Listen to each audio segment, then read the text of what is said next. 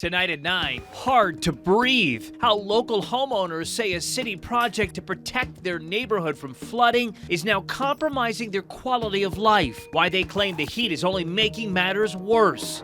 And fighting to save a family member. I'm a fighter. I've always been a fighter, and I will fight for my family. Why one local COVID survivor says she's not allowed to give plasma to her own cousin suffering from the same disease. And her strong message to San Antonio leaders. Plus, summer heat lingers over the city, but triple-digit temperatures could take a small break when we'll be lucky enough to see a slight shot at some showers.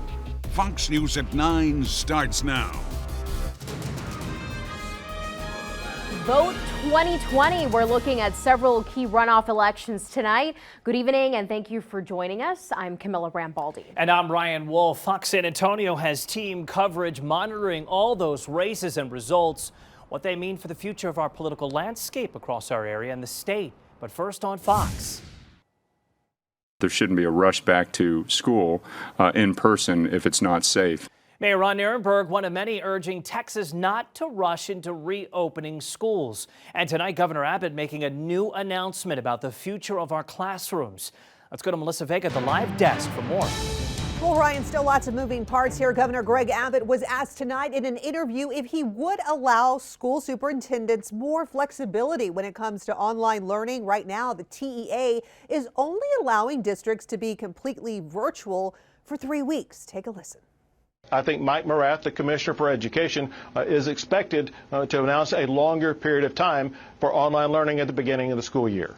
Now, the governor going on to say this is going to have to be a local level decision. Of course, everyone will stay tuned for the TEA commissioner announcement, which will be coming, we're told, very soon. Ryan? All right, Melissa, we'll see you soon as well. San Antonio ISD says it will push back the first day of school by 1 week from August 10th to August 17th.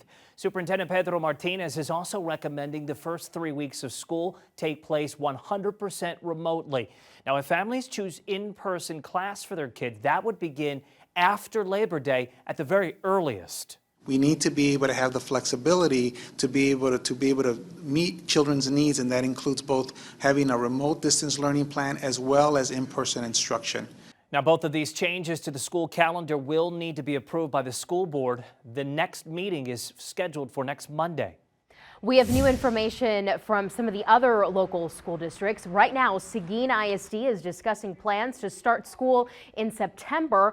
Harlandale ISD is considering moving the start date back a week, while Southside says they will vote on the start date Thursday night. And just tonight, whether to close the district was up for discussion at NISD. They want to wait to consult with their legal team first, but say that several teachers have come forward already saying they don't feel like it's safe to go back to school.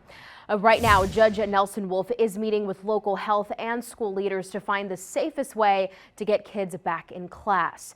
Judge Wolf and several teachers associations want to delay the start of school and put a pause on all athletics, including football. He says he's worried schools could turn into COVID-19 hotspots. The judge also wants to put a hold on all sports where students are already beginning to practice for the upcoming season. Given the current climate, there is going to be a certain level of risk that's going to be involved. And that just is what it is. But at the same time, we got to weigh that risk with using some common sense in regards to safety with our student athletes and our coaches. The UIL is allowing students to practice as long as they wear a mask, stay physically distant, and practice outside. Congressman Will Hurd joining in on the calls to hold back on reopening schools. He tweeted this afternoon saying, quote, "After chats with teachers, I'm afraid reopening our schools would be debacle. I hope I'm wrong. Instead of threatening to withhold funds, the Department of Education should be working with states and school districts on how to exceed CDC protocols," end quote. All right, these back-to-school changes can be challenging to say the very least. That's why Fox San Antonio will be right here with you. Count on us to be your resource for everything related to safely getting back into the classroom. I believe these next 2 weeks are going to be absolutely critical if we're going to contain this, and that's going to require all of you working with us. Now let's turn to the latest COVID-19 cases right here in our community. Tonight, we've surpassed 20,000 cases, and 200 deaths. Total of 1,854 new cases confirmed tonight, or 800 rather, and 54 cases confirmed tonight, bringing the total here to 21,067. There are also 6 new deaths to report. Our local death toll now stands at 201. Back to our team coverage of the runoff elections tonight. We're getting some results on the Republican race for Congress. That's District 23. That's the seat Will Hurd is vacating. Right now, it's pretty close, but Raul Reyes has the lead right now, 53% of the vote, while Tony Gonzalez there. Fox Antonio's Robert Price has been following this race for all of us tonight, and he's live at Gonzalez's campaign headquarters on the north side. Robert. District 23 truly is a swing district, very much up for grabs. We know Gina Ortiz-Jones will represent the Democrats in November. As for the Republican side, it is still too early to say. Today, we did speak to both men running. Tony Gonzalez, as you mentioned, the former Navy cryptologist, considered the frontrunner, and Raul Reyes, the retired Air Force Lieutenant Colonel, considered the underdog. The big question tonight, right now, who is more likely for conservatives to keep this seat red in November? In many ways, this race has turned into a battle of endorsements. President Trump supports Gonzalez. Senator Ted Cruz supports Reyes.